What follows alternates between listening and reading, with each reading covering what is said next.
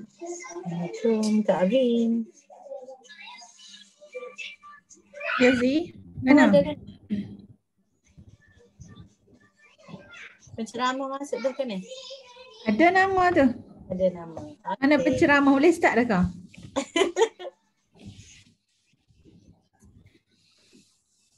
InsyaAllah, insyaAllah. Boleh dengar kau? Boleh? Boleh, clear. Start dah.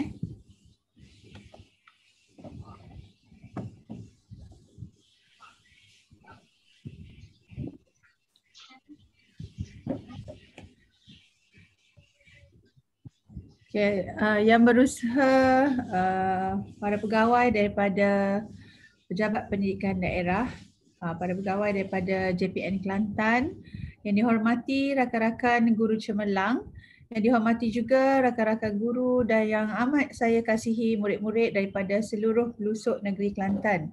Assalamualaikum warahmatullahi wabarakatuh dan selamat sejahtera, selamat malam. Okay, bertemu lagi kita pada malam yang berbahagia ini untuk sama-sama menimba ilmu dalam program Awan Ilmu Anjuran Muafakat Guru Cemerlang Kelantan MGCK dengan kerjasama Jabatan Pendidikan Negeri Kelantan.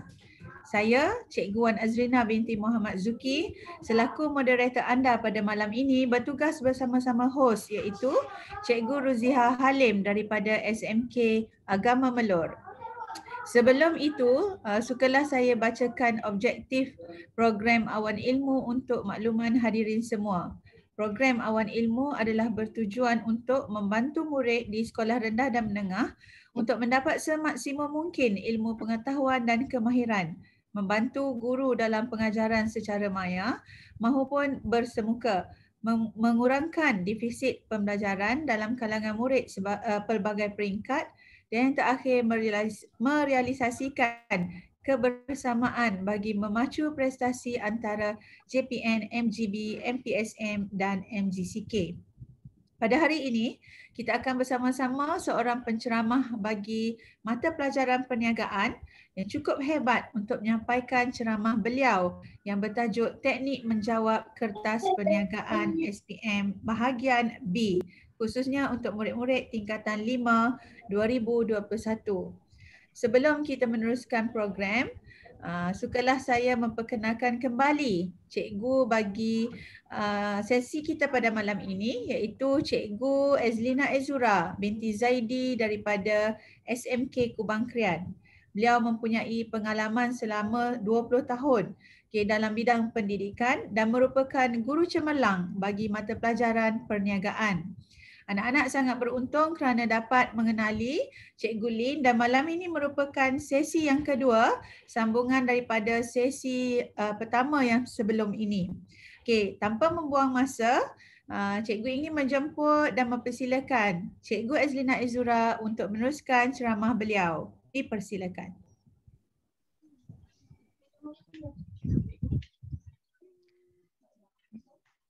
Bismillahirrahmanirrahim.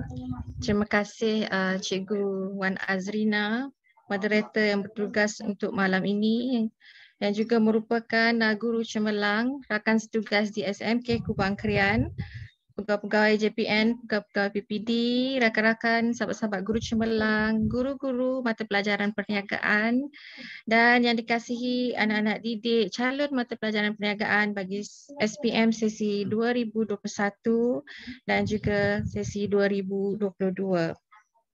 Baik, sebelum tu cikgu share skrin dulu .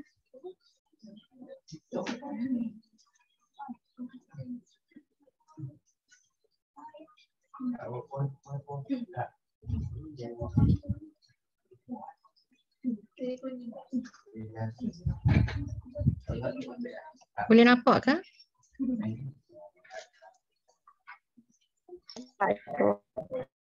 Boleh nampak ya, moderator? Boleh. Okey, terima kasih. Baik, sebagaimana yang dimaklumkan oleh Cikgu Azrina sebentar tadi. Jadi hari ini, malam ini di ruang awan ilmu ini, malam ini adalah merupakan siri yang kedua bagi teknik menjawab perniagaan SPM Kertas 2, menyambung siri 1 yang lalu yang Cikgu menyentuh tentang Kertas 2 khusus untuk bahagian A, dan pada malam ini Cikgu akan fokuskan untuk bahagian B. Baik. Kertas 2 perniagaan 3766/2 teknik menjawab esei kertas 2. Baik, untuk bahagian B, Cikgu fokus terus ya. Untuk bahagian B, manakala minggu lepas, cuma sekejap lagi Cikgu akan pergi sepintas lalu jugalah untuk format keseluruhan. Ini Cikgu sentuh khusus untuk bahagian B. Okay, sebagaimana yang telah Cikgu maklumkan minggu lepas, untuk bahagian B ini, calon-calon dikehendaki memilih 2 daripada 3 soalan. Right. Setiap soalan diperuntukkan 15 markah. Terdapat 2 atau 3 ceraian dalam setiap soalan. Baik, contohnya macam A, bahagian A 7 markah. Jadi bahagian B akan jadi 8 markah. Jadi jumlahnya akan jadi 15 markah. Okey, satu lagi contoh boleh jadi juga pecahan ataupun ceraian markah tu bahagian A-nya 3 markah, bahagian B-nya 6 markah dan bahagian C 6 markah. Sama juga jumlahnya akan jadi 15 markah.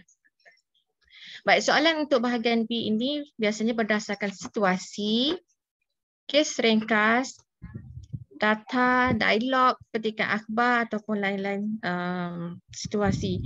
Kebanyakannya berbentuk kibat. Okey, untuk bahagian B ini dia maknanya aras kesukarannya lebih tinggi sikit berbanding dengan bahagian A yang kita bincangkan pada minggu lepas. Dan calon wajib mengkaji atau menganalisis bahan ransangan yang diberi. Okey, bahan ransangan tadi itulah boleh berbentuk dialog, gambar, petikan, kes ringkas ataupun situasi. Baik, yang ketiga, dalam soalan yang ada bahan ransangan, telah ada fakta yang boleh membantu calon untuk menulis jawapan. Okey, yang keempat, setiap jawapan bagi setiap ceraian soalan mesti, okey, di highlight di situ, mesti merujuk kes atau bahan ransangan yang diberi, okey, untuk mengelak daripada dikenakan penalti. Okey, ini juga cikgu sebut pada minggu lepas. Calon atau pelajar kena berhati-hati, okey, terutama bagi bahagian esei A, B ataupun C, setiap pecahan soalan mesti merujuk kes atau bahan ransangan yang diberi agar pelajar tidak ditolak markah, okey, kerana dikenakan penalti. Baik, jelas ya suara cikgu? Jelas cikgu. Jelas cikgu. Cikgu pun lupa nak tanya khabar. Apa khabar ya semua yang ada dalam ni? Ada yang sudah mengikuti cikgu minggu lepas ke? Boleh angkat tangan? Tak tahu pun. Baru tahu. Ada yang ramai yang baru tahu hari ni. Mungkin boleh okey, terima kasih, jelas. Ya, Syasha tanya subjek apa? Subjek perniagaan malam ni. Syasha ambil perniagaan ke? Okey, ada yang tanya khabar tadi. Terima kasih, tolong tanya khabar Azri. Baik, mungkin sambil-sambil tu boleh tuliskan di ruangan chat nama dan juga dari sekolah mana. Okey, anak-anak yang ada bersama Cikgu Lee malam ni. Okey, sambil-sambil tu cikgu boleh sekiranya cikgu ada kemukakan soalan nanti, anak-anak boleh menggunakan boleh membuka mikrofon ataupun lebih cikgu lebih suka kalau dapat buka kamera, boleh cikgu tengok sekali wajahnya, ataupun boleh juga komen di ruang chat ya. Jika mungkin ada yang setengah tu dia ada masalah mikrofon ataupun malu, boleh tuliskan jawapan di ruangan chat ya. Baik, cikgu teruskan ya.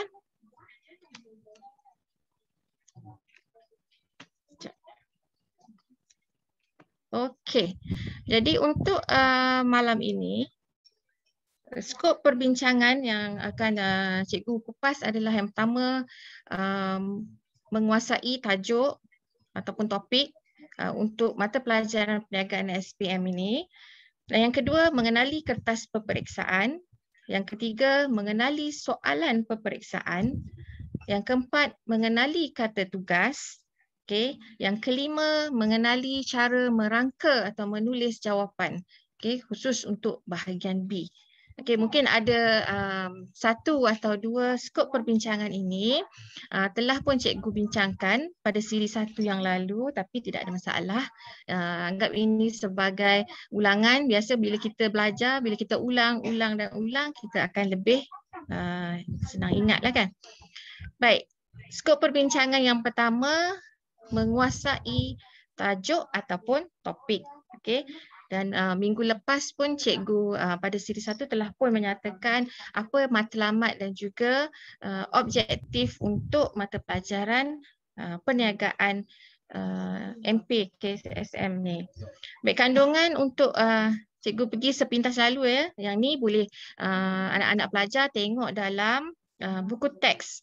Okey, buku teks, cikgu rasa buku teks ada dengan pelajar walaupun kita belajar dari rumah, okey, PDPR, tapi cikgu rasa semua pelajar-pelajar yang ada dalam di ruang maya ini ada bersama-sama kamu buku teks untuk perniagaan bagi yang tingkatan 4, perniagaan tingkatan 4 dan pelajar tingkatan 5, perniagaan tingkatan 5 lah. Okey, kita tengok dulu kandungan untuk mata pelajaran tingkatan 4. Baik, untuk tajuk 1, okay, tujuan perniagaan dipecah kepada bab 1, tujuan perniagaan dan pemilikan perniagaan. Okey, tujuan perniagaan ataupun pemilikan perniagaan termasuklah di bawahnya tujuan perniagaan, bentuk milikan perniagaan, klasifikasi perniagaan, skala perniagaan, perkaitan antara penawaran barang dan perkhidmatan, bentuk pemilikan, klasifikasi dan skala, dan 1.7 perkembangan sektor perniagaan di Malaysia.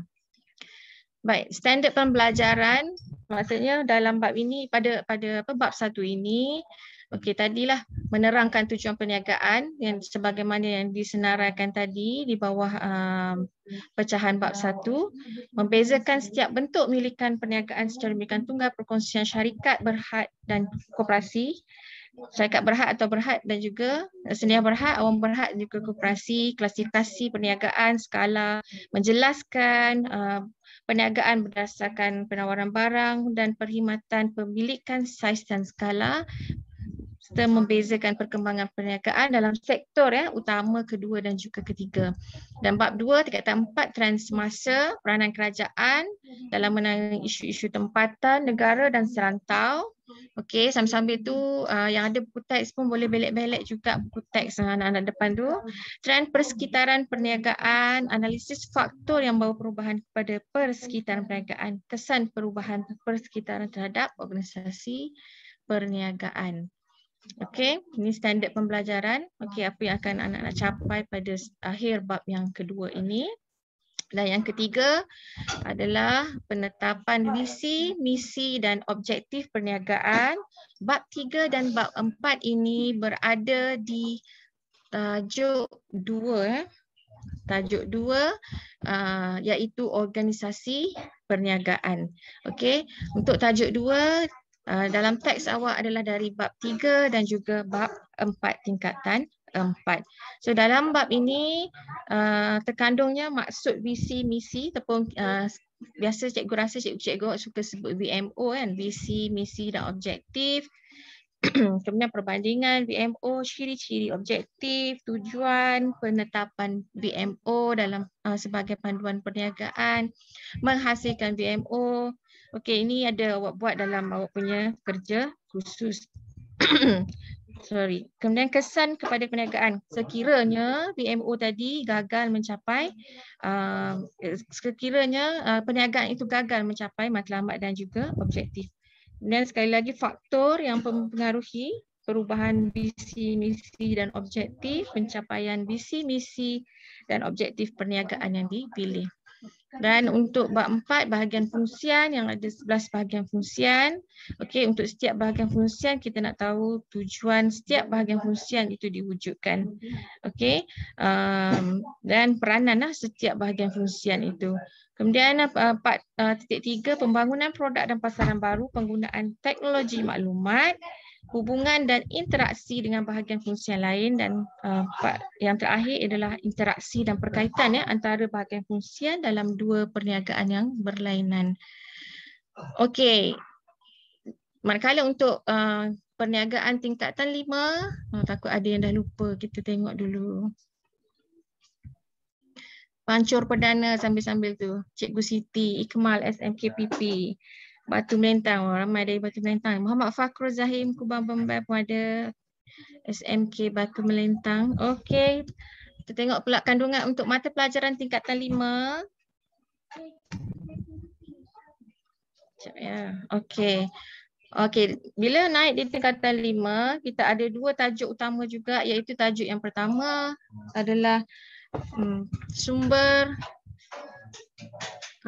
perniagaan. Okey, mana bab 1 adalah terdiri dari pengurusan sumber manusia, bermula dari definisi sumber manusia, okey, sehinggalah kepada 1.7 ni, sistem penggajian bagi sesebuah organisasi. Kemudian bab yang kedua, pengurusan sumber manusia. Tadi cikgu sebut apa? Okey, masih lagi pengurusan sumber, cikgu rasa ada silap type di sini. Pengurusan sumber fizikal dan juga teknologi, bab yang kedua dalam buku teks kamu tu. Okey, tujuan mengurus sumber fizikal. Okey, dalam bab yang kedua tingkatan 5 ni kita nak tahu tujuan apa dia, kita nak kenal pasti sumber fizikal dan sumber teknologi yang ada.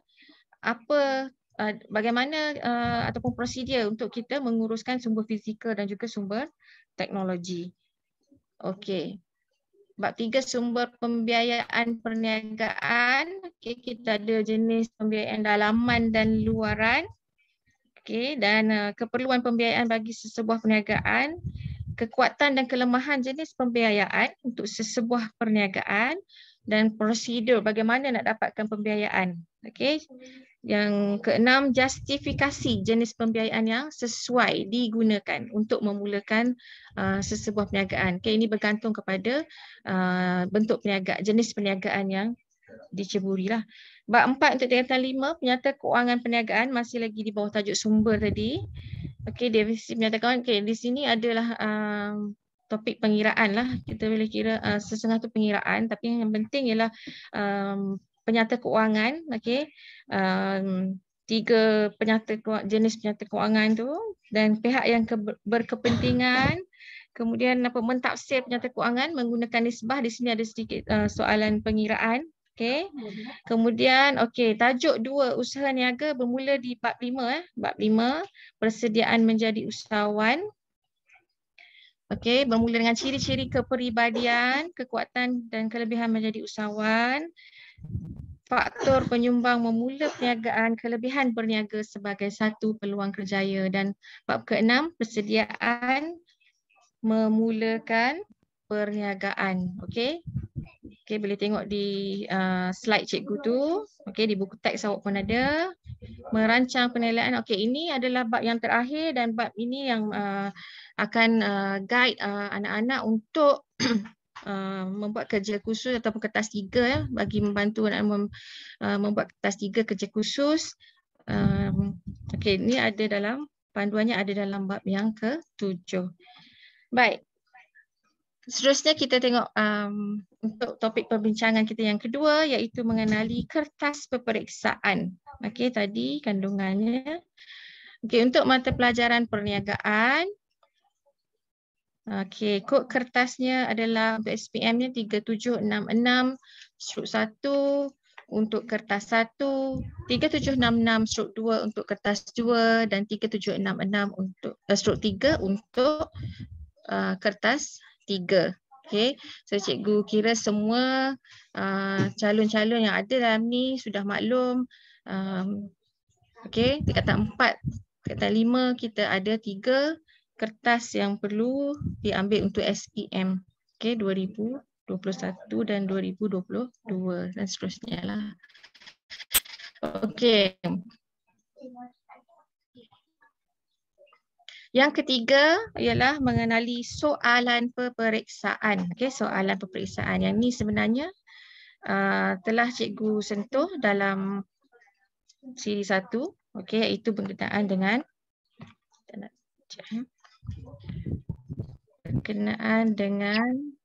format peperiksaan SPM perniagaan. Okey, bagi yang sudah mengikuti cikgu, ini kita ulang kajilah yang minggu lepas. Okey, biar orang Kelantan kata biar cekak dengan format peperiksaan pentaksiran untuk SPM. Baik, untuk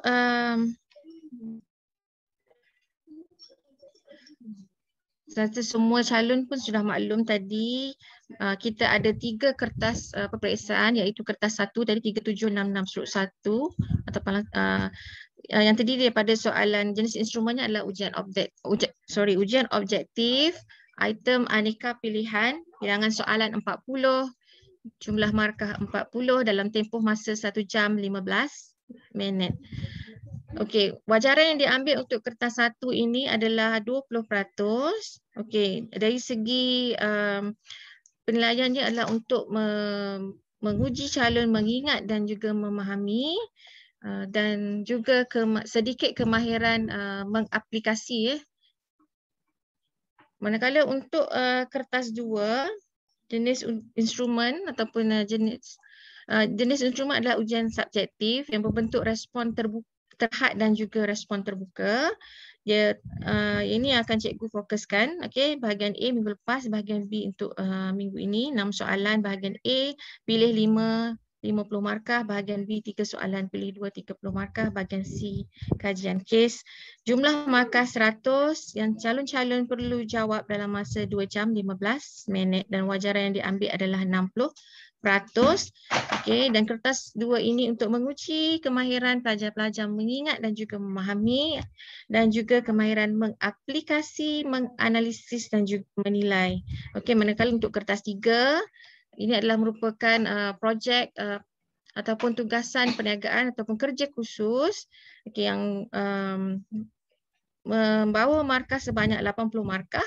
Okey, mewakili ataupun wajarannya sebanyak 20% dan dari segi konstruknya lebih tinggilah sebab di sini pelajar-pelajar akan dinilai selain daripada kemahiran mengaplikasi, menganalisis, menilai, mencipta, menyelesaikan masalah, membuat keputusan dan keboleh kerjaan. Baik, dari segi cakupan konteks untuk mata pelajaran perniagaan ini mencakupi semua bidang pembelajaran yang telah cikgu sebut tadi dari tingkatan 4 dan juga tingkatan 5. Okey, dari segi aras kesukaran soalan 5, 3, 2. R itu adalah rendah, S sederhana, T tinggi. Maknanya 50% rendah, 30% sederhana dan 20% soalan beraras tinggi. Okey. Ini cikgu keluarkan daripada yang bahagian dia punya pembahagian bilangan soalan tadi. Okey, bahagian A 6 soalan tadi 5 soalan 10 markah, 5 yang perlu dijawab 50 markah. Bahagian B 3 soalan 2 yang perlu dijawab 15 markah. Jadi 2 darab 15, 30 markah. Bahagian C, 1 soalan kajian kes, 20 markah, jumlah 100. Untuk kertas 2, wajarannya 20% yang dijawab dalam masa 2 jam 15 minit.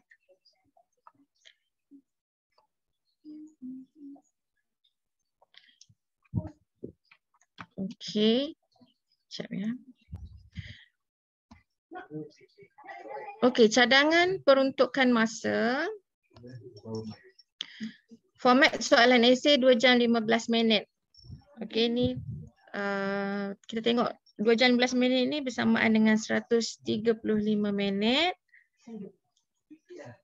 Okey, bahagian B di highlight bahagian B di situ ataupun bahagian A jawab 5 tadi, 1 soalan 10 markah yang membawa 50 markah. Okey, dicadangkan peruntukan masa sebanyak 65 minit, okey, daripada 135 minit.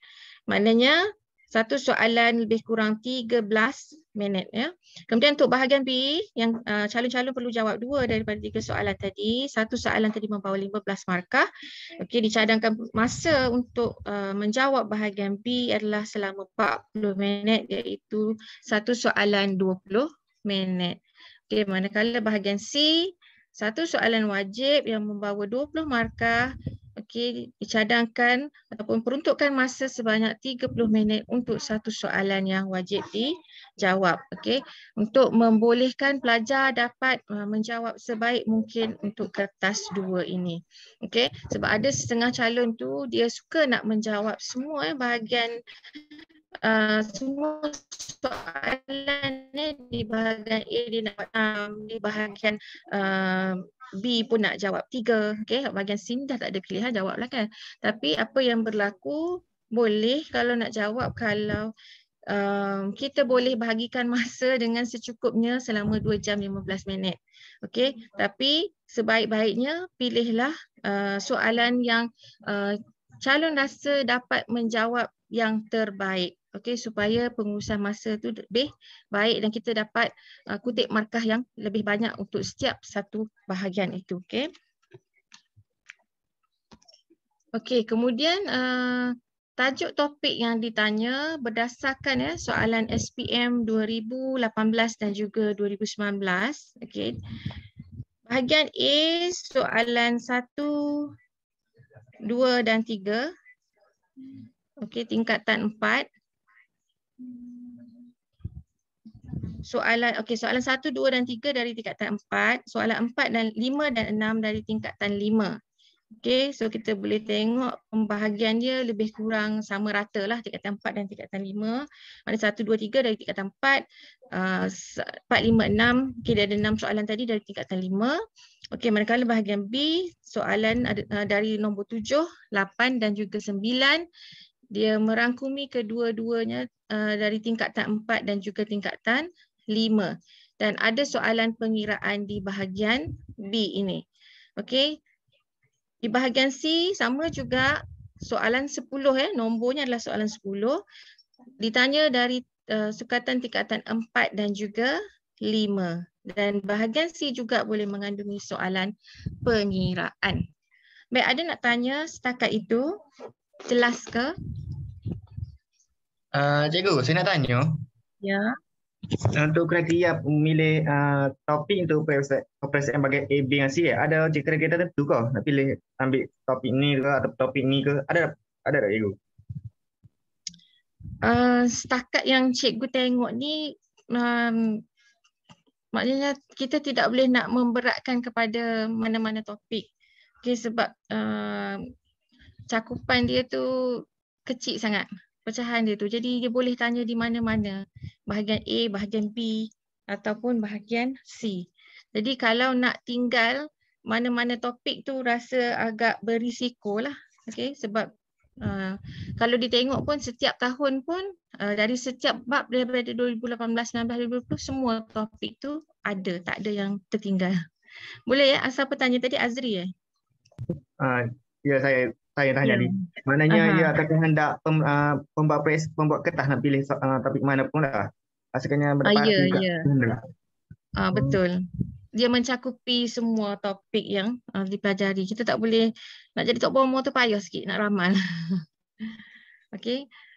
Tambah-tambah pula kita baru tahun macam Azri ni SPM 2021 atau 2022.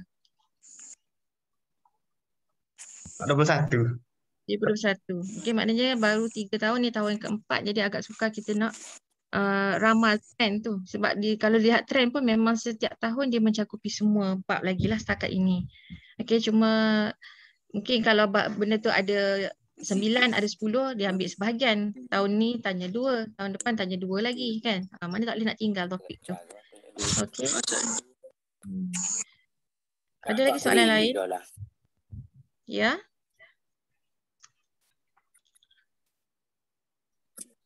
Okey, boleh ya cikgu teruskan?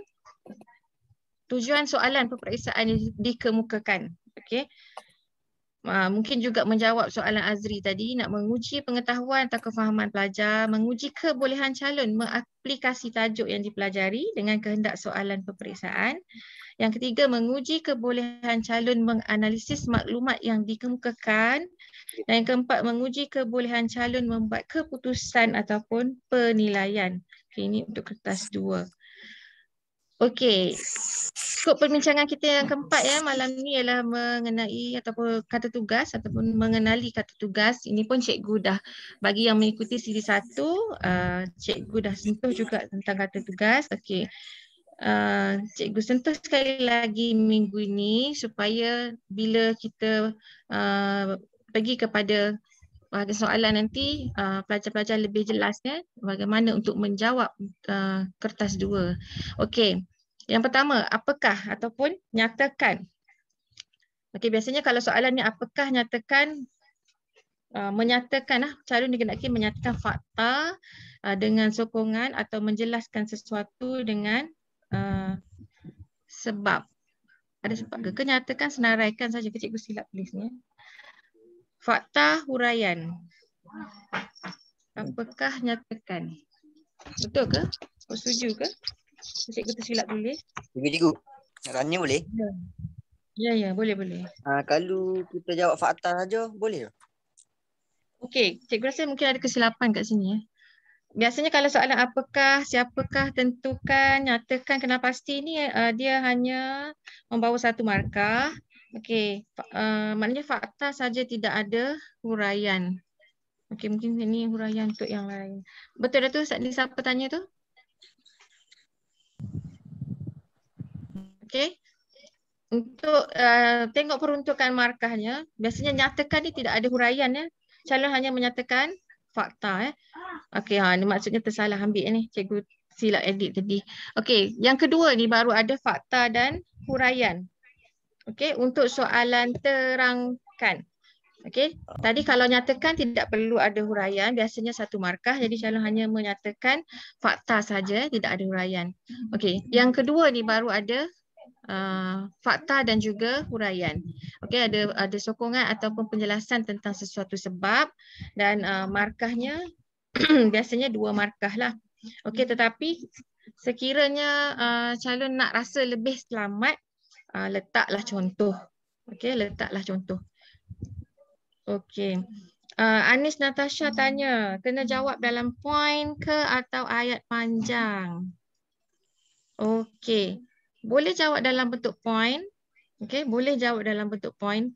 Poin di sini maksudnya bukan tulis dalam perenggan ayat yang panjang dalam perenggan, bukan kata dalam perenggan tak boleh, boleh. Cuma nak tulis dalam poin pun boleh, tetapi jangan ayat yang ringkas. Okey, jangan ayat yang ringkas ataupun kalau orang Kelantan ni kata kat sepatoh-sepatoh. Ayat tak habis. Okey, yang tidak capai maksud yang dah dinyatakan. Okey, boleh dalam bentuk point. Nak buat dash atau nak buat bullet ke boleh. Tapi mesti lengkap ayat tu. Okey. Yang ketiga, huraikan. Okey, huraikan, memperihalkan, menceritakan sesuatu dengan panjang lebar atau terperinci, dan biasanya kalau huraikan dia ada fakta, ada huraian, ada contoh. Okey, 3 markah. Fakta, huraian, contoh yang mesti dikaitkan dengan kes yang diberi ataupun stimulasi yang diberi dalam soalan. Okey, tugas yang keempat, bezakan.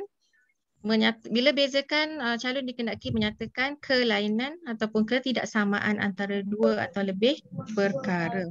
Okey. Ada nak tanya ke?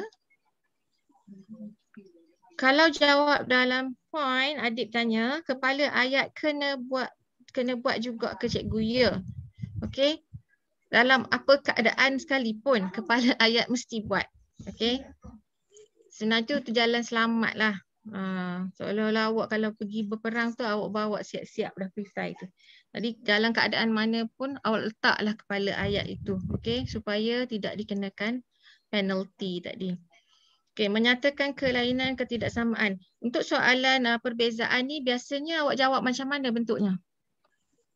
Mesti cikgu-cikgu awak suruh jawab bentuk macam mana soalan perbezaan ni? Boleh cikgu dapat respon? Dah bentuk kotak. Dalam kotak. Kotak. Ha. Kotak macam mana tu? Leja 2 pun ada cikgu. Samaan macam mana? Dia leja 2. Jadual. Okey. Bentuk T. Ya?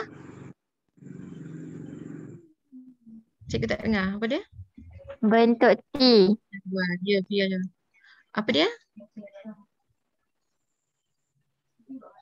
Cikgu tak dengar.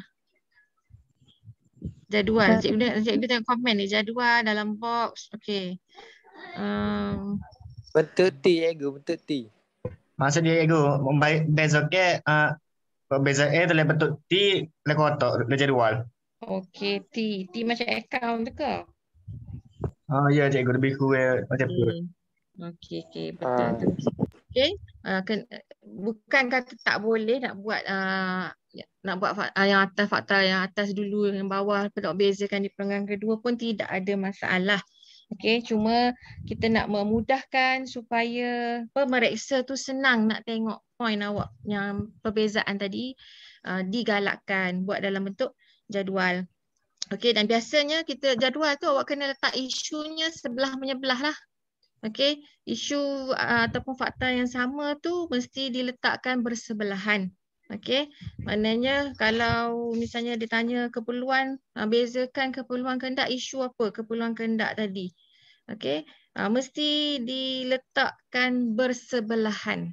Okey, cikgu cerita ni tentang cara yang betul. Yang calon kena tulis, tapi dari segi pemeriksaan tu cerita lain. Pemeriksa nak bagi markah, tak nak bagi markah tu cerita dia. Tapi cerita pelajar awak kena tulis isu yang sama letak bersebelahan kalau letak dalam jadual. Okey, kalau kita memudahkan pemeriksa, harapnya mudahlah juga markah untuk calon. Okey. Ada lagi soalan sini? Tak ada lagi. Okey, seterusnya jelaskan. Okey, jelaskan memberi penerangan tentang sesuatu dengan sokongan supaya mudah difahami. Okey, biasa ni kita bagi huraian je lah. Bagi huraian, kita ikut pada pecahan markah. Okey, tidak ada fakta di sini. Okey, soalan pengiraan, hitungkan, tunjukkan jalan pengiraan dengan menggunakan rumus-rumus yang tertentu. Buat formula, tunjukkan jalan kerja, jalan pengiraan, masukkan formula tadi dengan angka sebenar dan pastikan calon bawa kalkulator lah. Okey, berapakah memberi kuantiti, mengapakah memberikan sebab ataupun alasan, beri sebab atau alasan dan huraian secara mendalam. Okey, tentukan, nyatakan pilihan. Okey, bila soalan minta awak tentukan sejukah, wajarkah, kemukakan alasan. Okey, mesti buat keputusan dahulu. Okey, sama ada awak jawab ya, setuju, ataupun tak setuju, tidak wajar, sebab di situ keputusan tu satu markah. Okey, dan bila awak nak bagi alasan yang diberi mesti selari lah, mesti selari dengan keputusan yang awak buat tadi. Kalau awak kata setuju, alasan yang awak beri mestilah bersetuju juga.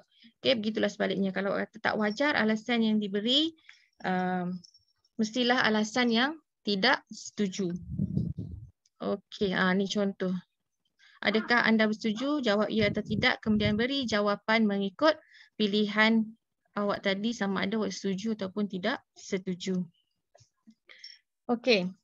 Cikgu, soalan di chat ni tanya kalau, Markis tanya kalau soalan tanya pengiraan, kalau we formula, boleh markah ke? Ya. Okey, soalan pengiraan untuk formula ada markah. Okey, ada markah. Dan begitu juga dengan biasanya dia sama ada awak bagi formula ataupun awak bagi angka yang sebenar yang dimasukkan dalam formula tadi. Okey, situ ada markah. Kalau tak buat jalan kira tak dapat markah ke cikgu? Maksudnya terus dapat jawapan. Boleh dapat markah tetapi tak boleh dapat markah penuh lah. Kalau markahnya 3 mungkin dapat 2 sahaja. Okey, maknanya tidak penuh sebab awak tidak ada formula ataupun tidak ada jalan kerja tadi. Okey, Mahira, terima kasih. Okey, seterusnya Cikgu nak klik besar. Okey, yang 11 bandingkan. Okey, kalau tadi perbezaan kita cari kelainan. Kalau bandingkan seperti biasa, suka cikgu ingatkan mesti ada persamaan dan perbezaan. Kalau 10 markah, kalau katalah markahnya tadi 11 ataupun 7 markah misalnya. Bila markah penuhnya 7 markah, soalan bandingkan, awak kena bagi dua-dua, persamaan dan perbezaan. So nak tahu markah yang berapa untuk persamaan, awak tengok dulu di perbezaan. Sebab apa? Perbezaan tadi dia berpasangan. So bila berpasangan, markah dia mesti genap. So kalau soalan tadi 7 markah, jadi soalan perbezaan, 2 perbezaan 4 markah. Jadi baki untuk persamaan biasanya 3 markah. Okey, sebab markah untuk perbezaan berpasangan. Jadi yang selebihnya untuk persamaan. So tengok juga pada peruntukan markah. Okey.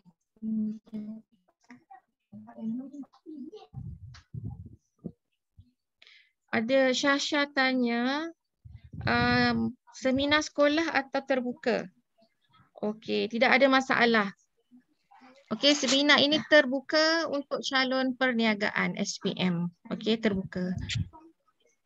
Okey, formula diberi. Formula tidak diberi ya. Calon-calon memang kena ingat sendiri formula. Okey, kena mengingat formula.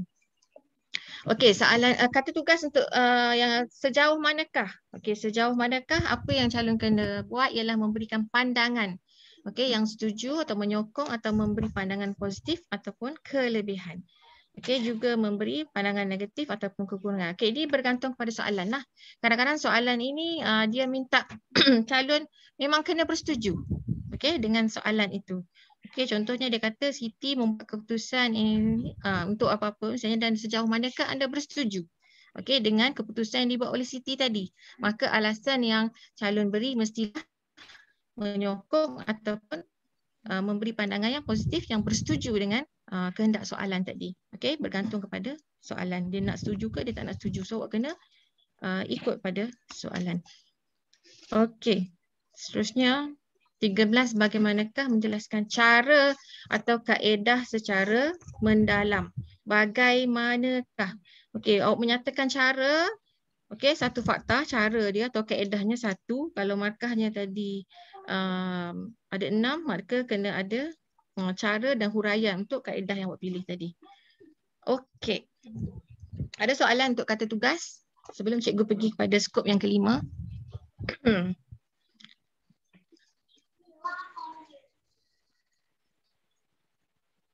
Okey. Tak ada tu? Ada soalan? Cikgu. Ya. Cikgu dengar. Dengar Dina. Kalau macam yang beza okey. Ya.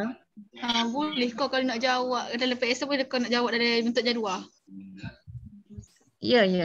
Boleh. Tidak ada Okey. masalah. Tadi cikgu kata digalakkan. Lebih senang pemeriksa nak tengok bila awak buat dalam bentuk jadual, isunya letak sebelah-sebelah. Okey? Kalau isu tadi tentang modal, contohlah orang nak kata modal yang bahagian A yang kolom 1 ni kecil, yang ni modalnya besar. So pemeriksa nampak dah awak memang nak membezakan dari segi modal. So dalam jadual awak pun letak bersebelahan. Okey? Itu cara yang betul. Tapi kalau tulis atas satu, bawah satu, itu bergantung kepada pemeriksa lah. Bagaimana cara pemeriksaan tu cerita lain. Okey? Untuk awak amalkan, biasakan menulis isu tu secara berpasangan. Okey, cikgu teruskan dengan skop yang kelima mengenali cara merangka ataupun menulis jawapan.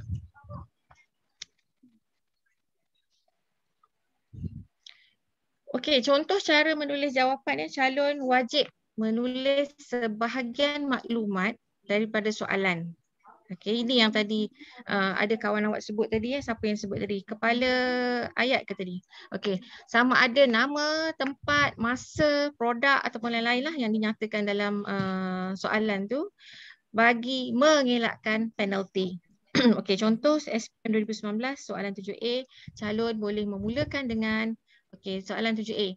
Skala, dia tanya tentang skala. Skala perniagaan syarikat pembinaan Orchid Sdn Bhd adalah baru awak masuk kepada jawapan awak. Okey, itu cara awak menulis jawapan untuk soalan yang ada stimulusnya. Baik.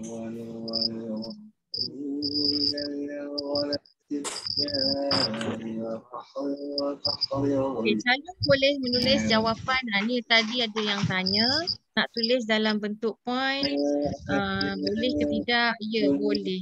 Okay. Nak tulis esei pun boleh, nak tulis karangan boleh, nak tulis dalam bentuk perenggan pun boleh. Okay, tapi agak panjang lah.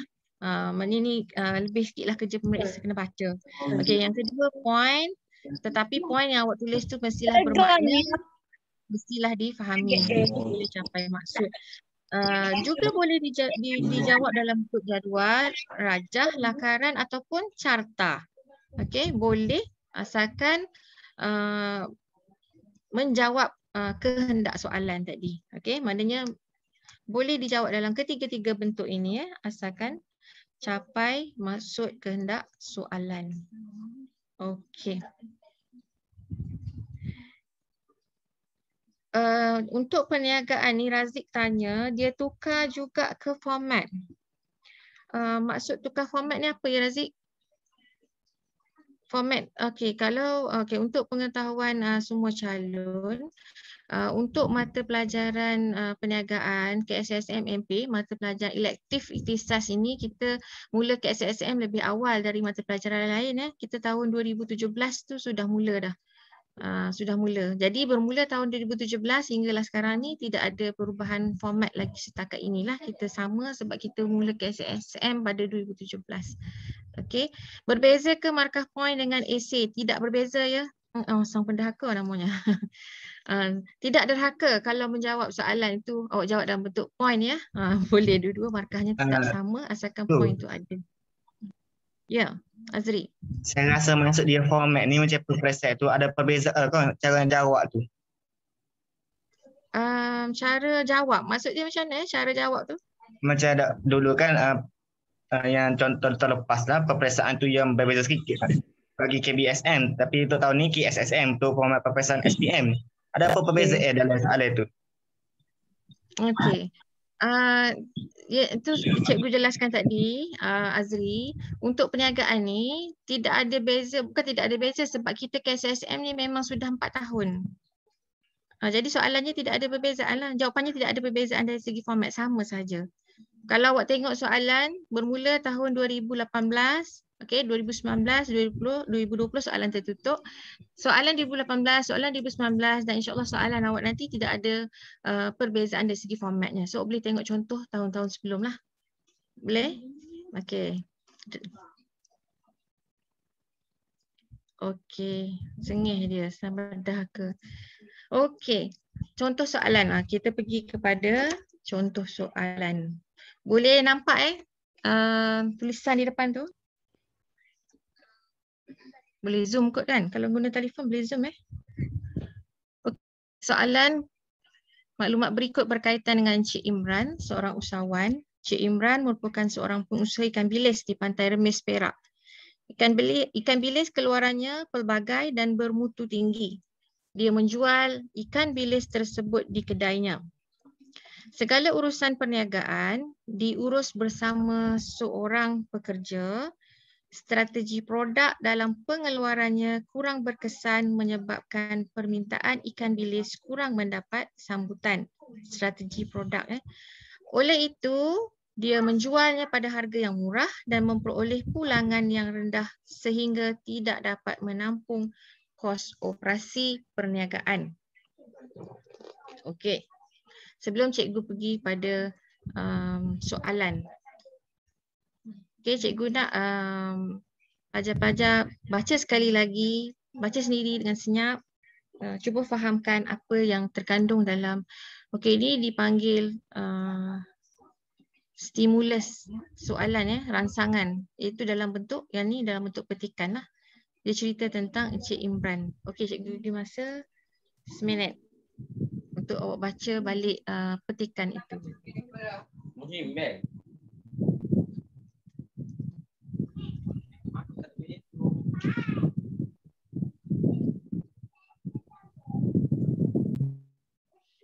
Hafizul tak dengar. Kenapa Hafizul tak dengar?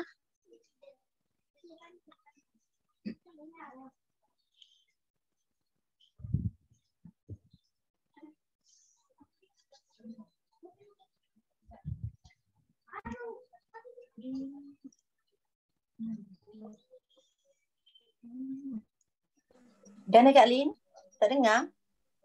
Dah di chat tu ada kata dia tak dengar tu. Dia tak dengar suara cikgu. Lain dia kot sebab Lain, kami okey je. Okey.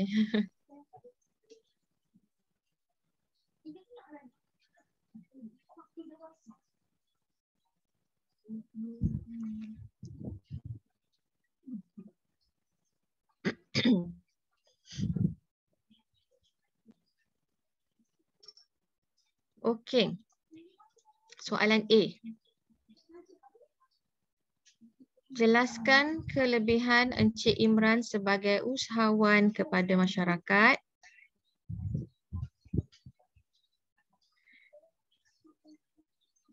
B.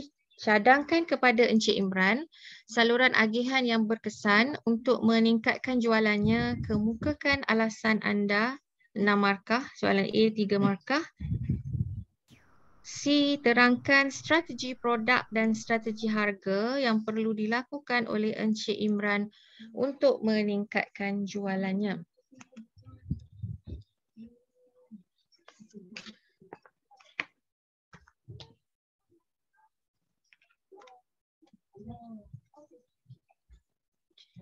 Sekejap ya. Okey. Kalau tengok pada apa yang terpapar di depan anak-anak ni. Okey, tengok pada petunjuk di bawah ni. Okey, ni soalan yang sama tadi. Cuma cikgu highlight di sini. Untuk yang kotak biru tulisan kuning ini adalah kata tugasnya. Tadi yang cikgu terangkan tentang kata tugas tadi. Okey, jelaskan. Cadangkan, terangkan. Okey, itu adalah kata tugasnya. Dan kata kunci atau kehendak soalan, okey, untuk soalan A, cikgu highlight dengan warna merah tu kelebihan. Apa yang dia nak dalam bahagian A adalah kelebihan usahawan kepada masyarakat. Okey, untuk soalan B, kata kuncinya adalah saluran agihan. Okey, untuk meningkatkan jualannya. 6 markah. Dan okey, yang warna hijau ni adalah peruntukan markah. Okey. Pastikan bila nak jawab soalan esei, calon-calon memberi penekanan kepada peruntukan markah bagi setiap pecahan soalan. Okey, soalan C, kata kuncinya adalah strategi, produk dan juga strategi harga. Okey, juga untuk meningkatkan jualannya. Okey. Ini untuk soalan bahagian A. Ni datangnya dari bab mana ni anak-anak? Dari bab mana?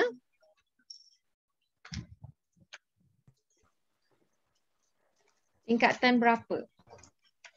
Bab 5 tu. Dia kata 5. Bab 5 tingkatan 5. Okey, kelebihan usahawan kepada selain pada apa tu? Kepada masyarakat lagi, kepada siapa lagi? Diri lagi. Keluarga. Keluarga dan satu lagi? Negara. Negara. Bagus. Okey. Jadi cuma soalan ini dia punya kata kunci nak kepada siapa? Kata kuncinya nak kepada Masyarakat. Masyarakat. Okey. Kelebihan jadi usahawan kepada diri, keluarga, masyarakat dan juga negara. So kalau ada yang ada buku teks tu boleh rujuk muka surat 141. Okey, tu tengok. Okey, kelebihan usahawan kepada masyarakat. Cuba tulis di ruangan chat tu apa agaknya jawapannya. Untuk mendapat 3 markah. Okey, tadi cikgu sebut bila jelaskan maknanya kena bagi huraian ikut pada pecahan markah. So maknanya 3 markah, 3 huraian. Okey, cikgu menanti jawapan di ruangan chat.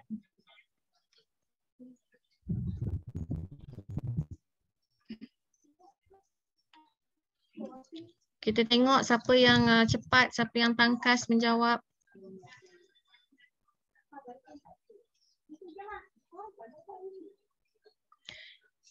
Okey, membuka peluang pekerjaan. Lagi.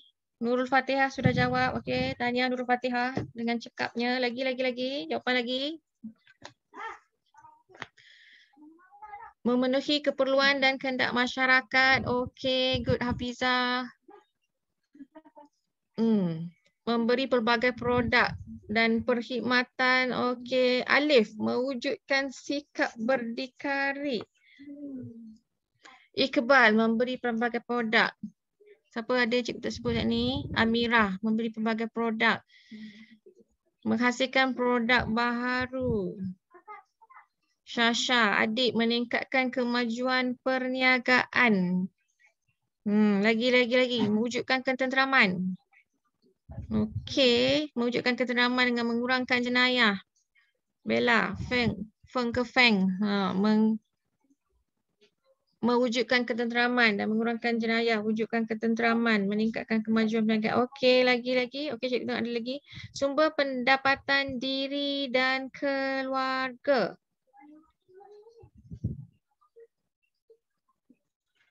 Hakim. Syakira, mewujudkan kerjasama, menambahkan ekonomi atau pendapatan negara. Mewujudkan ketenteraman dengan menggunakan khidmat sosial kepada masyarakat. Khidmat sosial. Okey, dari segi mana tu khidmat sosial? Mewujudkan ketenteraman. Okey. Meningkatkan taraf hidup masyarakat, memberi keuntungan kepada negara. Membuka peluang kerjaan, sikap berdikari. Okey. Cukup untuk jawapan.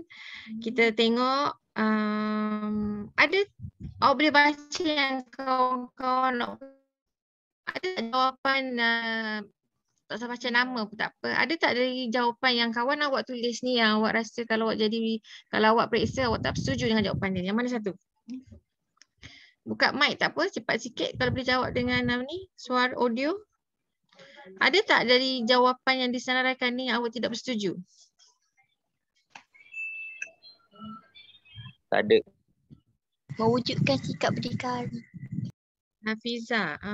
Hakim tak ada, semua dia setuju. Pemurah Hakim ni. Semua dia bagi markah. Hafizah kata mewujud yang sikap berdikari. Bella pun kata yang sikap berdikari. Okey. Kenapa awak tidak bersetuju dengan jawapannya mewujudkan sikap berdikari? Okey, ada yang jawab sumber pendapatan diri dan keluarga. Okey, kenapa anda tidak bersetuju dengan jawapan mewujudkan sikap berdikari tadi? Mewujudkan sikap berdikari. Hafizah. Sebab dalam soalan dia tanya pasal kelebihan kepada masyarakat. Okey, bagus. Sebab dia tanya kelebihan tadi kepada masyarakat. Okey, tadi awak pun ada sebut kan, untuk soalan kelebihan menjadi usahawan ni dia ada pecah kepada diri, keluarga, masyarakat dan juga negara. Tapi fokus atau kata kunci untuk soalan ini ialah kepada masyarakat. So jawapan awak mesti fokus kepada masyarakat lah. Okey, so cikgu tengok mostly boleh jawab. Okey, kebanyakannya boleh jawab untuk soalan ini. Okey, Tuan Anis Atirah. Saya kenal je nama ni kan. Okey. Sebab dia tidak berkait dengan masyarakat tapi lebih kepada diri. Okey, kalau yang ataupun negara. Tadi ada yang sebut negara pun ada. Untuk masyarakat, so kita cek jawapan. Ada di kalangan awak tu yang jawab betul. Okey, tengok ada tak tadi? Memenuhi keperluan kehendak, ada yang jawab tadi ramai memenuhi keperluan atau kehendak masyarakat. Yang kedua, menyediakan. Tadi cerita tentang ikan bilis ke? Betul tak? Cikgu. Betul. Sebab tu dalam jawapan tu awak kena tulis apa produk yang dijual tu supaya tidak dikenakan penalti untuk ceraian soalan ini. Menyediakan pelbagai jenis ikan bilis. Masyarakat boleh memilih ikan bilis. Menyediakan peluang pekerjaan. Okey, ada yang jawab tadi. Dan meningkatkan pendapatan. Okey, bila ada pekerjaan dapat meningkatkan pendapatan masyarakat tadi. Okey, tadi soalan kehendak markah berapa? Peruntukan markah berapa? 3. Berapa? 3. Okey. Jadi dalam ni dah ada 1, 2, 3, 4, 5 dah tu. So mana-mana 3 jawapan di sini calon boleh mendapat markah penuh 3 markah. Okey, soalan B tadi cadangkan kepada Encik Imran saluran agihan yang berkesan untuk meningkatkan jualannya. Okey, ada berapa saluran agihan yang anak-anak belajar? Yang pelajar-pelajar berapa saluran agihan semua? Ada berapa saluran agihan?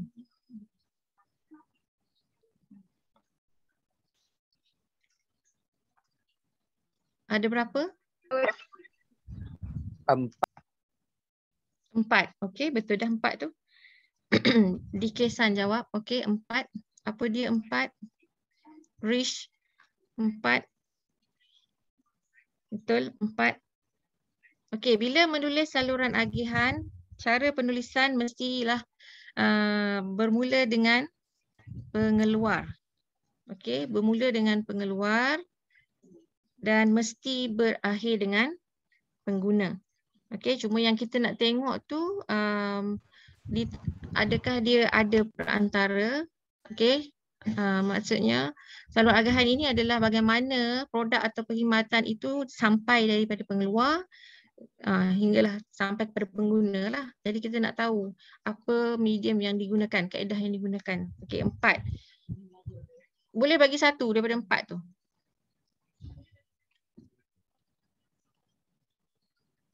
Rish, cuba bagi cikgu 1. R-I-S-H, Rish. Aisar jawab situ, pengeluar, pemborong, peruncit, pengguna. Okay, very good. Pengeluar, pemborong, peruncit, pengguna. Okay, betul. Salah satunya pengeluar, pemborong, peruncit. Ke dah nampak jawapan cikgu tadi? Okay, itu salah satu. So, kita ada 3 lagi. Kalau yang terus kepada pengguna tu macam mana saluran dia? Daripada pengeluar. Buka mic, boleh jawab je.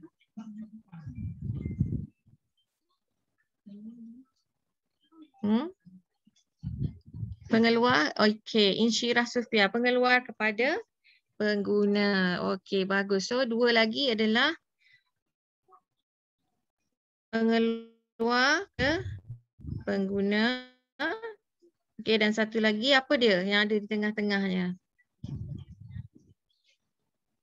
Satu lagi pengeluar, ejen, peruncit dan pengguna. Okey, so untuk soalan ni, apa dia punya saluran agihan yang sesuai digunakan?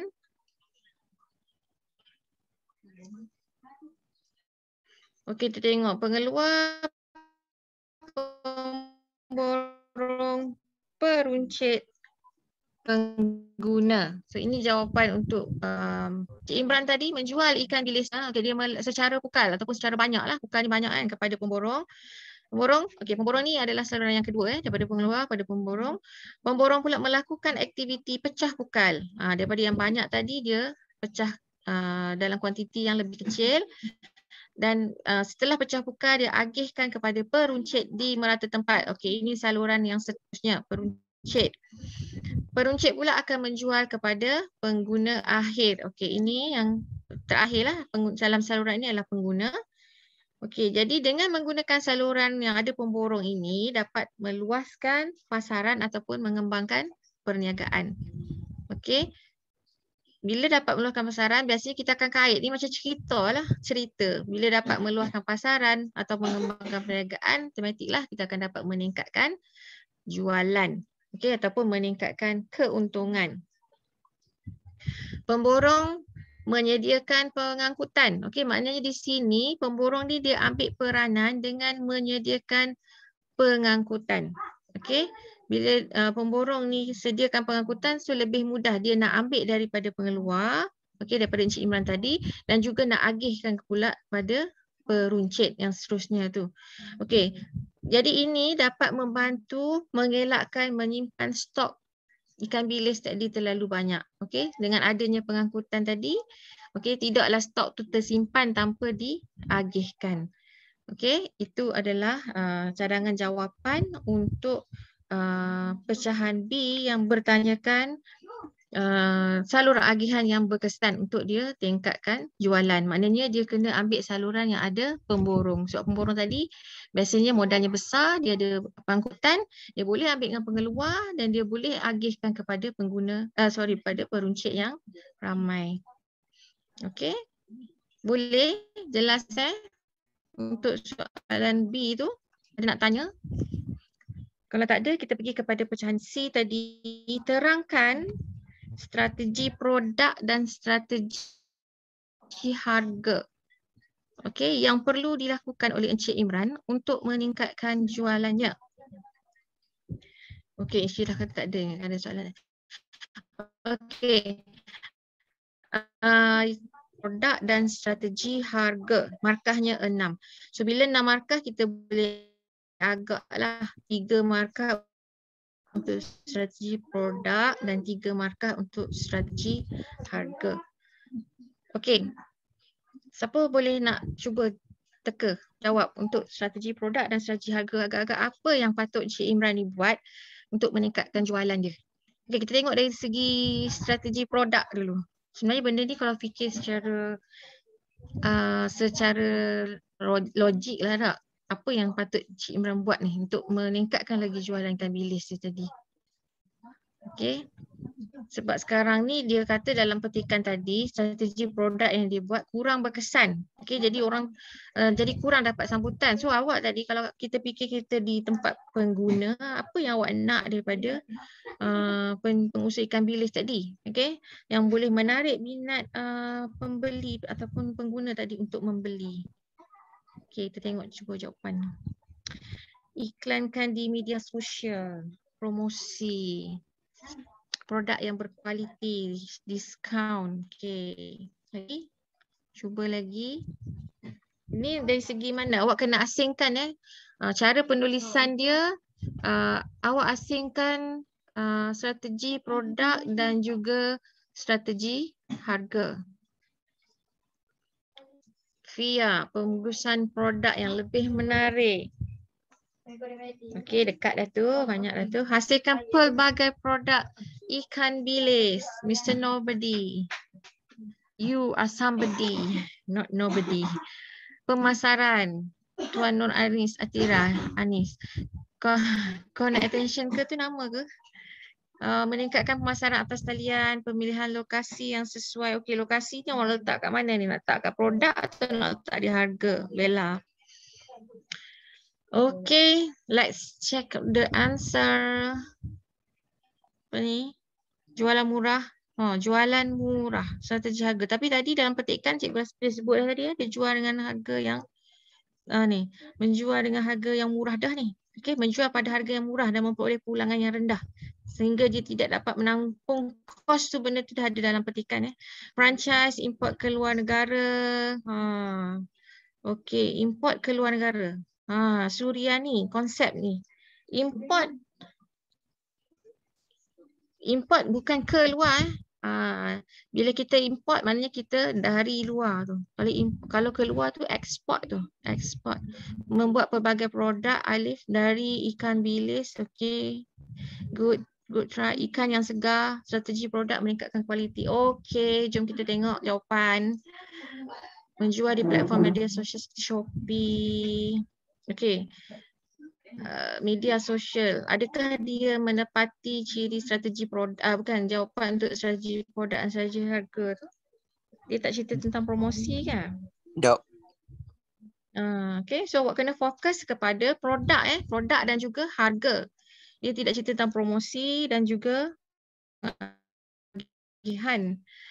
Okay, kita tengok tadi ada yang jawab ada yang betul, cuma soalan tadi dia 6 markah, jadi awak boleh buat pembahagian 3 untuk produk dan 3 untuk harga. Pembungkusan ikan bilis yang lebih menarik. Okey, ada yang jawab tadi betul untuk yang tu 1 markah. Mempelbagai. Okey, ni tadi tak ada yang jawab ni, tapi ada yang jawab tadi yang keempat tu, pelanggan mempunyai banyak pilihan. Okey, ada yang tu tadi. Pelanggan mempunyai banyak pilihan, ada tadi yang jawab. Okey, kemudian ini cikgu tak jumpa tadi jawapan ni, mempelbagaikan saiz, memastikan jenis produk. Okey. join kelas marketing, kemahiran dalam perniagaan. Okey. Lagi awak dah berkembang jauh lagi daripada soalan tu. Sampai kena join kelas marketing lah. Betul. Awak join kelas marketing tu nak boleh nyatakan apa dia strategi produk. Okey, menggradekan ikan bilis. Okey, grade yang baik produk kan. Awak gradekan supaya pelanggan tu lebih jelas tengok okey yang ni grade yang A, grade B, grade C, saiz, timbangan. Okey, ada yang 1 kg, setengah kg. Dan seterusnya menghasilkan pelbagai produk berasaskan ikan bilis, bukan ikan bilis. Contohnya buat apa? Apa yang boleh dibuat dengan ikan bilis? Pak bodoh go. Betul juga tak? Kita budu buat dengan ikan bilis kan? Kemak. Buat budu. Menghasilkan makanan ikonik. Ya? Menghasilkan makanan yang berikonik. Makanan yang berapa? Menghasilkan makanan ikonik. Budu lebih tinggi. Oh, itu dia punya ni bahasa saintifik ke? Okey, sambal nasi lemak. Okey, ada sekarang ni kan orang jual sambal nasi lemak yang apa tu siap dalam botol. Ready to eat. Nasi lemak, sambal bilis, betul, keropok bilis pun ada, sate bilis pun ada, atau apa sajalah yang boleh jumpa di pasaran kan. Awak boleh tengok dia jadikan produk yang berasaskan ikan bilis. Budu putih. Kalau budu merah tu bukan pakai ikan bilis ke? Ikan bilis 3 rasa. Okey. So nanti cikgu nak rasa lah ikan bilis 3 rasa dari kau nak attention ke? Okey. 3 rasa, unik betul. Okey, awak boleh pelbagaikan apa saja. Awak esok-esok berniaga, awak kena ada ciri-ciri inovatif tadi. Kreatif tu, budu ada dah mungkin budu macam mana pula tadi awak kata 3 rasa pula. Okey. So, boleh buat apa saja yang dapat memberi pilihan kepada pengguna tadi. Okey. Ataupun bagi jenama. Jenama apa tak tahulah. Ikonik apa benda tadi tu. Jenama pula. Bagi pula jenama yang menarik minat pelanggan tadi. Okey, bagaimana pula dari segi strategi harga? Ada yang dah jawab juga dari strategi harga tadi. Oh. Strategi produk, strategi harga tak tulis ke? Tertinggal ke? Okey, kalau dari segi strategi harga, bagaimana tadi? Okey, harga yang kita nak letakkan beli 1 percuma 3. Okey. Nak letakkan harga, tadi dia kata dalam petikan tadi, dalam dia punya stimulus soalan tadi, harga yang diletakkan adalah terlampau rendah sehingga tidak dapat menampung kos operasi. So apa yang patut Cik buat dah rugilah kan. Bila tak dapat menampung maka dia rugi. Jadi apa yang perlu dia buat ialah dia perlu, tadi ada yang jawab mengurangkan harga. Diskaun. Sedangkan dia tahu dah tadi, Encik Imran tadi menjual dengan harga yang lebih rendah. So dia tak boleh nak kurangkan dah harga. Dia sepatutnya meningkatkan harga. Tu jawapan yang dia boleh dapat satu markah. Okay, meningkatkan harga, bukannya mengurangkan harga ataupun diskaun. Okay, sebab apa? Sebab tadi kita nak menampung kos operasi. Okay, kalau tidak dia akan rugi. Okay, kemudian apa lagi? Boleh membiayai kos promosi. Kita beli Cik Imran yang bayar. Paid review. Okay. Ni dah macam-macam dah ni jawapan ni. Okey, kemudian apa lagi? Tengok tadi. Dia kata tadi harga dia dah murah, pulangan rendah, tak dapat menampung kos. Okey, kemudian kos mestilah dia dapat membiayai. Harga yang dia letak mesti dia ambil kira dia punya kos operasi. Maksudnya dia boleh menampung gaji pekerja dia tadi yang lebih ramai, boleh biaya kos promosinya, okey? Bukan cerita dari segi promosi, tapi harga yang dia nak jual boleh juga menampung kos promosi. Sebab tadi kita nak cerita dari segi meningkatkan jualan. So salah satu nak meningkatkan jualan ialah dengan promosi. Tapi harga yang dijual mesti dapat menampung kos promosi. Janganlah buat promosi sampai kan jatuh kerugi juga sebab kos promosi tinggi. Okey, kemudian apa lagi? Mungkin boleh menentukan harga mengikut grade. Okey, maknanya grade yang lebih bagus harganya lebih mahal. Okey. Sekarang ni kita nak kena fikir jawapan dia tu apa yang Encik Imran boleh buat untuk meningkatkan jualan. Okey. Bukannya kita kata awak dari segi awak kena letak kedudukan awak tu di tempat Encik Imran. Okey, bukan dari segi maksudnya sekarang ni kita nak meningkatkan jualan. Awak kena fikir bagaimana Encik Imran tadi boleh meletakkan harga dia untuk meningkatkan jualan dia. Okey.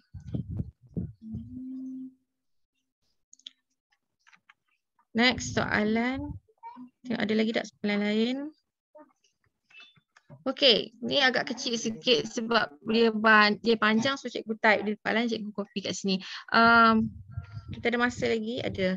Okey, maklumat berikut berkaitan dengan sebuah syarikat pembinaan. Syarikat pembinaan Orchid Senjang Berhad ditubuhkan pada 20 Julai 2007, merupakan syarikat kontraktor binaan bangunan yang berdaftar dengan pendaftaran syarikat.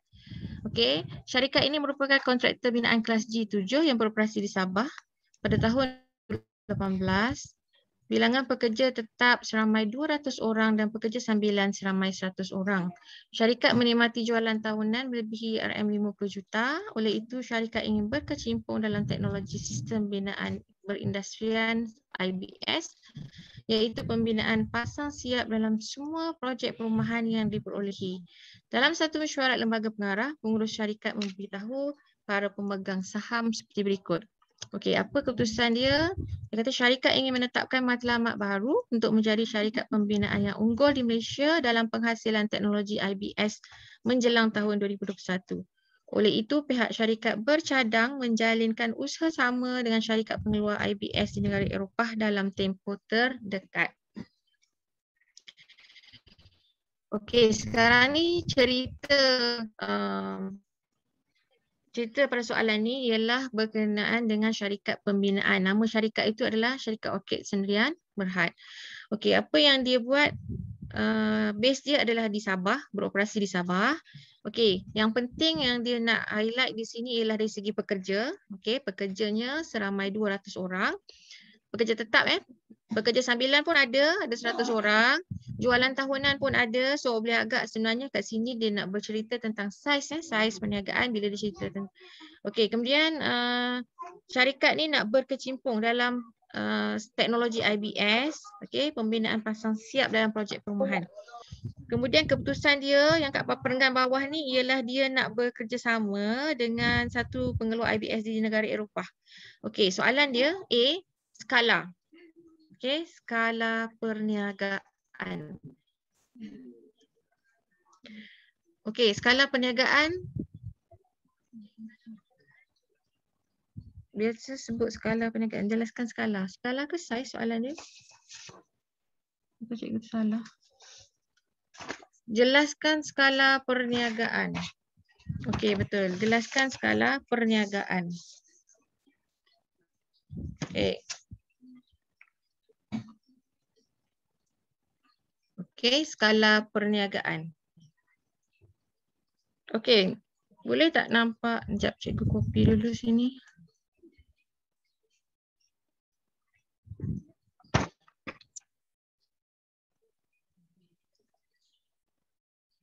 Nak copy. Oops.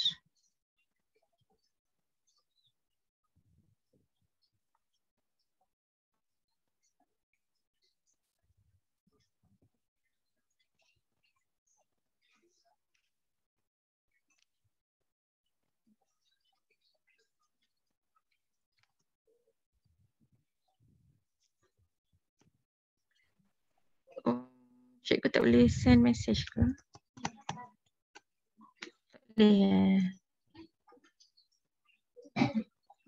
Okey, tak apa, boleh typekan di ruang chat tu apa skala perniagaan yang awak tahu, yang awak belajar. Ada jawapan dekat skala perniagaan. Negeri line saya pun oh HR. Okey. Skala besar, betul ke ni? Skala Razik, Fakul Razi, skala besar, skala domestik. Okey. negeri antarabangsa.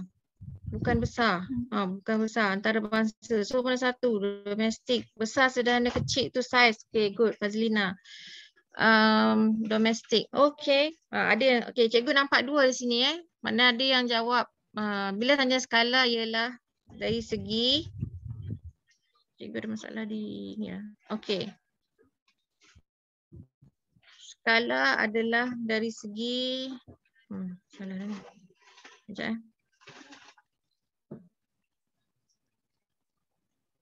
Okey. Ini skala Skala domestik dan juga antarabangsa. Skala perniagaan ada pasaran domestik dan juga pasaran antarabangsa. So bila sebut pasaran domestik, tempatan, negeri dan kebangsaan. Antarabangsa, zon dan global. Okey. So siapa yang jawab besar, kecil itu adalah apa dia? Saiz. Ya, saiz. Saiz. Betul, saiz. Saiz. So jangan tertukar. So porel lah juga kan. Kalau orang tu kita kata kecil besar tu saiz lah kan. Tapi bila skala tu sejauh mana dia pergi pasaran dia tu. Sejauh mana jualan dia tu. Adakah dari dalam tempatan, dalam apa negara saja, domestik ataupun keluar daripada sempadan negara yang kita panggil sebagai pasaran antarabangsa. So untuk kes yang syarikat pembinaan orkid tadi, so kita tengok jawapan dia. Okey, sebab kita pun dah tentukan masa. Okey, skala pasaran domestik sebab masa ni dia belum cerita lagi tentang usaha sama dia dengan Eropah tadi. Okey, basic dia yang dia pada tahun 2007 dia mula tu dia adalah berskala domestik sebab dia peringkat negeri. Okey, dia beroperasi di Sabah. Okey, dan dia punya apa tu? Rumah atau projek yang dikenalikan tu hanya untuk pasaran di sekitar negeri Sabah saja. Okey, peringkatnya adalah peringkat negeri sebab negeri Sabah saja dan untuk memenuhi permintaan dari pelbagai daerah dalam negeri itu saja dan negeri Sabah saja. Sebab tu jawapan dia skala pasaran domestik. Okey. Dan soalan B itu bentuk pemilikan perniagaan. Okey. Okey, saiz tadi yang awak sebut kecil, sederhana, besar, dia berada di klasifikasi berdasarkan saiz. Okey, jangan tertukar Tadi bila tanya skala sama ada dia domestik atau antarabangsa, so saiz yang ni lah kecil, sederhana, besar. Okey, ditentukan oleh jumlah jualan tahunan dan juga bilangan pekerja. Dia adalah berasaskan perkhidmatan. Tapi untuk soalan syarikat pembinaan, maka dia adalah di bawah penghilangan. Okey, tadi suka cikgu ingatkan balik, awak kena highlight dari segi pekerja dan juga dia punya jualan tahunan sebab dalam petikan ni dia ada sebut pekerja tetap dia 200 orang dan dia jualan tahunannya adalah sebanyak RM50 juta. So apa saiz perniagaan pembinaan orkid ini?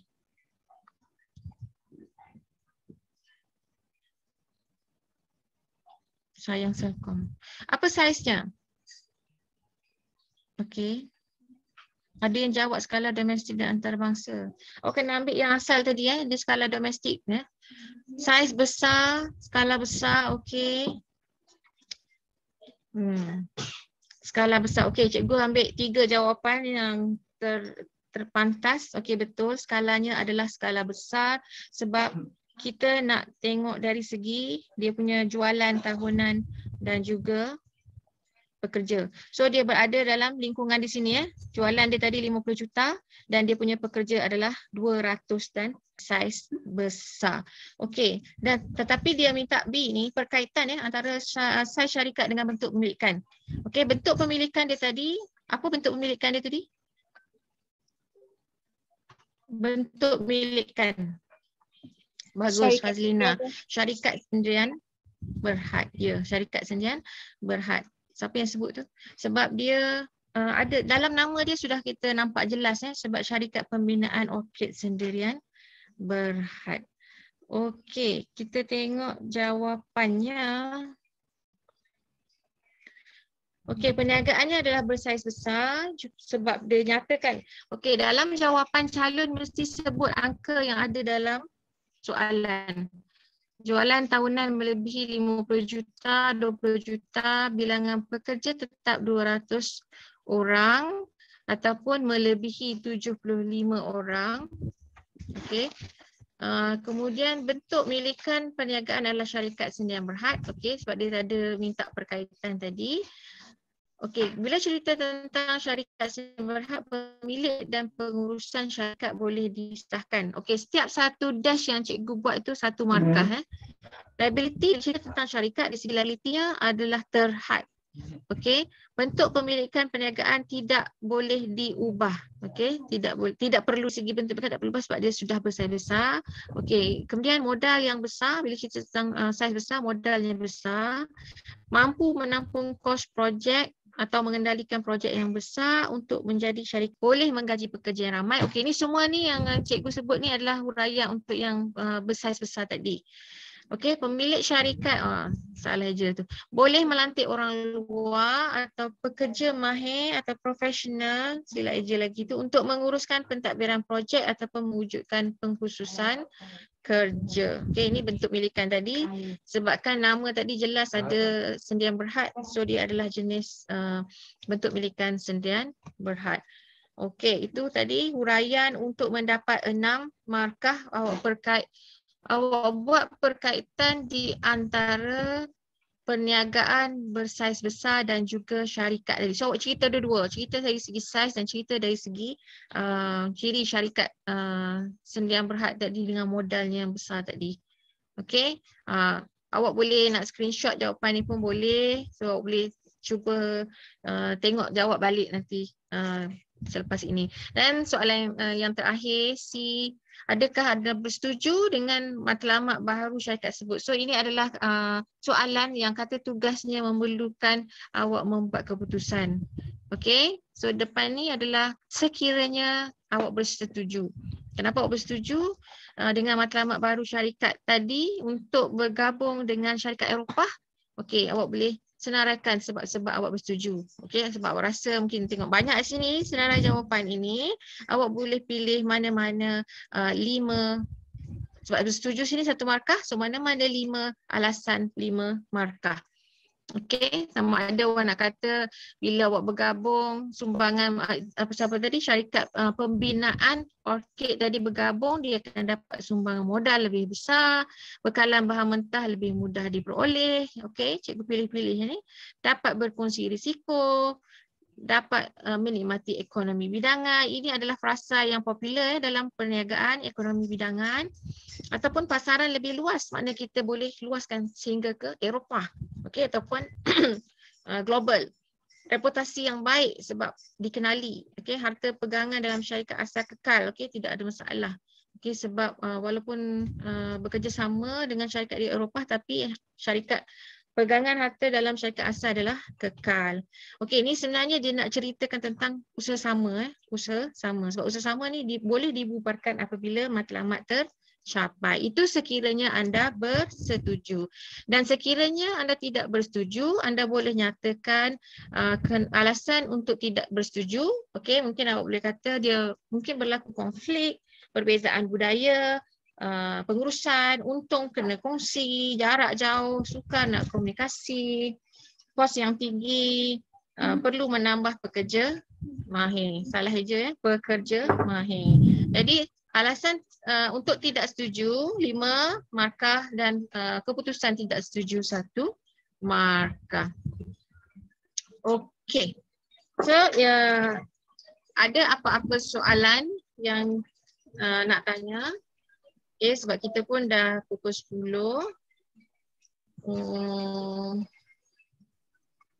Ada satu soalan unik tu semua ke? Kita cerita sahaja. Ya. Cikgu pun hujan lebat dah, tak dengar. Cikgu dengar suara saya ni. Ya? Cikgu dengar suara saya, dengar? Ya, Azri, dengar. Azri nak tanya apa-apa? Ni buku yang terbuka tu semua lah. Kalau cikgu nak tamat ke program ni awal sikit. Dah tepat pukul 10 ni. Ya.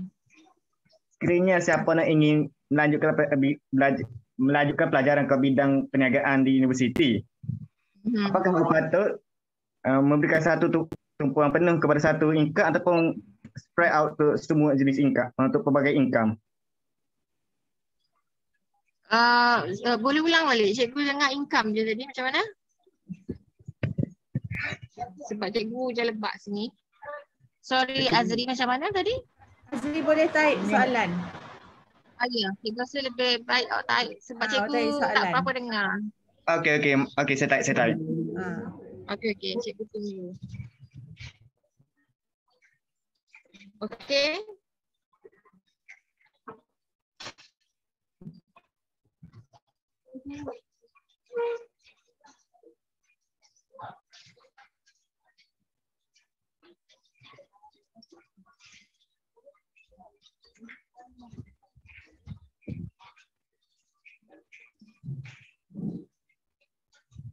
Okey, ini rumusan ya untuk kertas 2, bentuk penulisan esei perenggan poin pun boleh. Kepala ayat wajib ditulis, okey, untuk elak kehilangan markah atau penalti. Jawapan pelajar ceraian soalan ya, bukan untuk setiap soalan. Kata tugas mesti berdasarkan kata tugas yang cikgu dah bincangkan tadi dan perlu faham kehendak soalan. Okey. Kata tugas sangat penting ya. Ilmu ada tapi tak tahu kehendak soalan pun rugilah, tak menjawab. Okey, tak nampak. Ada ke soalan Azri tadi? Azrina Belum saya tak ada. nampak ya. Belum ada lagi. Ataupun Azri sudah keluar dari talian ataupun masih menaik. Okey. Ataupun sekiranya awak ingin melanjutkan pelajaran ke bidang perniagaan di universiti, patut awak memberi tumpuan penuh kepada satu income atau sebarkan kepada pelbagai income. Patut awak memberi tumpuan penuh kepada satu income atau sebarkan bidang perniagaan di universiti. Kepada satu income. Apa maksud soalan ni Azri? Patut awak memberi tumpuan penuh kepada satu income. Maksud Azri ni bidang perniagaan diambil di universiti. Income ni selepas pada awak keluar daripada universiti ke? Nak mulakan perniagaan, saya maksudkan. Nak mulakan perniagaan. Mungkin adapun kita pilih bidang perniagaan, topik apa-apa saja. Tapi selepas universiti kan pelbagai jenis pilihan untuk mulakan perniagaan pakaian, makanan ataupun apa-apa. Ataupun macam investment. Itu maksud saya. Untuk permulaan. Tapi biasanya kalau untuk permulaan, orang akan fokus pada satu bidang lah dulu kan. Satu bidang dulu. Walaupun awak ada basic, katalah awak kata pergi universiti, masuk ambil bidang perniagaan, dia memang skopnya sangat luas. Tapi kalau betul-betul nak mencuburi bidang perniagaan, biasanya orang akan fokus dulu, kalau baru nak mula lah. Okay, awak akan fokus pada satu perniagaan dulu. Bila awak dah establish, dah stabil, barulah awak boleh fikir untuk dapatkan income dari bidang-bidang yang lain lah. Itu cikgu, pandangan cikgu lah kan. Okey, untuk kelas macam ni, untuk perniagaan, untuk perniagaan cikgu rasa untuk malam ni saja yang terakhir. InsyaAllah kalau ada siri-siri awal ilmu yang lain, insyaAllah akan ada lagi. Okey. Cikgu rasa, thank you Azri. Okey, jadi cikgu rasa sebenarnya ada lagi slide tu tapi sebab masa dah cukup mungkin next time insyaAllah. Okey, cuma doa cikgu anda buat yang terbaik untuk SPM. Okey, walaupun 3/4 lah cikgu boleh kata awak punya pembelajaran adalah dari rumah tapi hendak 1000 daya, tak nak 1000 dalih lah. Jadi all the best, cikgu doakan semoga anda semua berjaya, okay, dan dapat menjawab especially soalan kertas perniagaan ini dengan cemerlang. Okey, cikgu minta maaf atas segala kekurangan, segala yang buruk itu dari diri cikgu sendiri dan yang baik itu daripada Allah Ta'ala. Okey, sekian, terima kasih. Assalamualaikum warahmatullahi taala wabarakatuh dan cikgu serahkan kembali kepada Cikgu Azrina, Moderator. Terima kasih. Terima kasih Cikgu Azrina Azura. Satu perkongsian yang cukup hebat dan sangat saya kira sangat membantulah anak-anak pelajar. Terima kasih banyak-banyak Cikgu Azrina.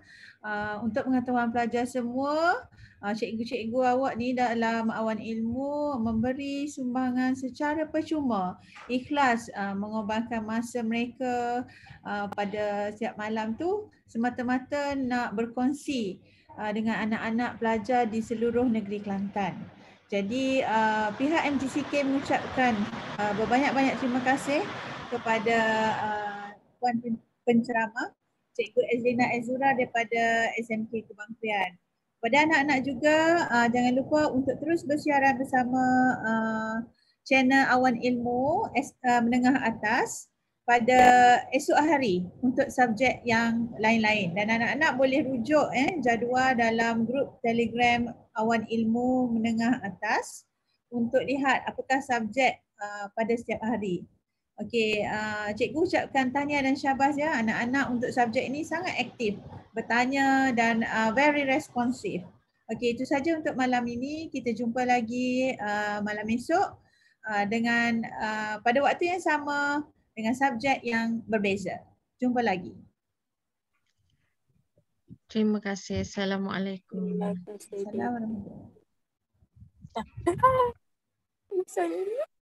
Terima kasih Cikgu. Terima kasih Cikgu. Terima kasih Cikgu. Terima kasih Cikgu. Sama-sama.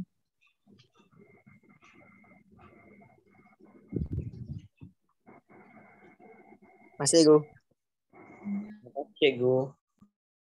Sama-sama. Terima kasih Cikgu. Terima kasih Cikgu. Terima kasih Cikgu. Ya, tu.